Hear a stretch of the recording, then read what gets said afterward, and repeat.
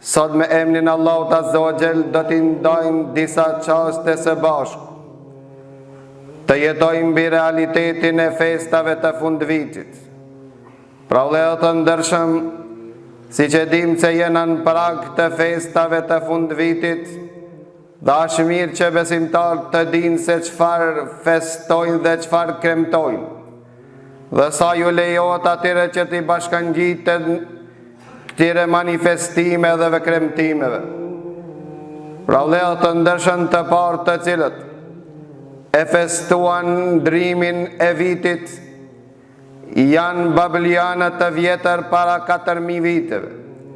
Pra paganët janë të parë të cilët i kanë festuar ndryshimin e viteve. Dhe në festimin e ndryshimit të vitit e kanë kremtuar me 31 mars. Nga se në atë kohë para se të ndërhin Julius Cezari në përmirësimin e kalendarit, viti u përbante nga 10 muaj, epse saktësisht me 31 mars, nga se ata ishin idhujtar që adhuronin diellin, dhe me 31 mars, në fund të muajit të mars, u barazoshin dita me natën. Pra si pas atyre se dita faktikisht apo drita dhe dielli nga dhënjen udhëtimin e tij, nga se pretendonin se diellin e kanë Zot.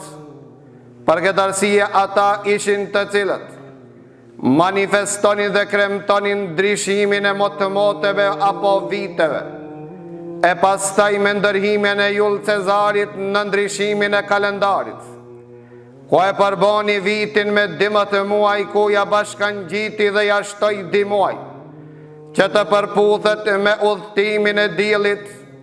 Vëllezër të ndershëm, transferohet nga viti 1582 kremtimi i vitit të ri me 1 janar, apo me 31 dhjetor.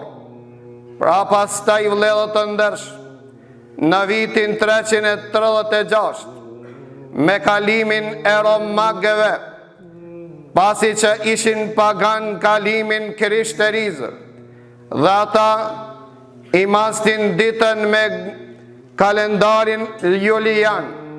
Pra kështu që ngeli gjithashtu kisha e lindjes, në veçanti kisha e Armenis dhe kisha e Aleksandris, që të manifestojnë pra ortodoksët me 7 janar, duke pretendu se është manifestim fetar.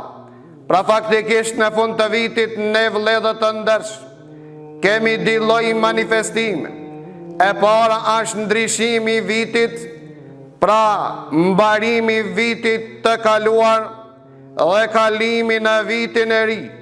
Gjithashtu dhe kemi një manifestim fetar, ku pretendohet se Isaia a.s. ka lindë në këtë datë, edhe pse kanë ndryshu katolikët, pra krishterët në përgjithësi në datën e saktë të lindjes së Isait të birit të Merjemës, ku katolikët pretendojnë se ka lindë me 25 dhjetor, ndërsa ortodoksët pretendojnë dhe mendojnë se ka lindë në 6 janar. Ky ndryshim ka lindë për shkak ndryshimit të kalendarit, të cilët e cekën vëllezër të ndershëm.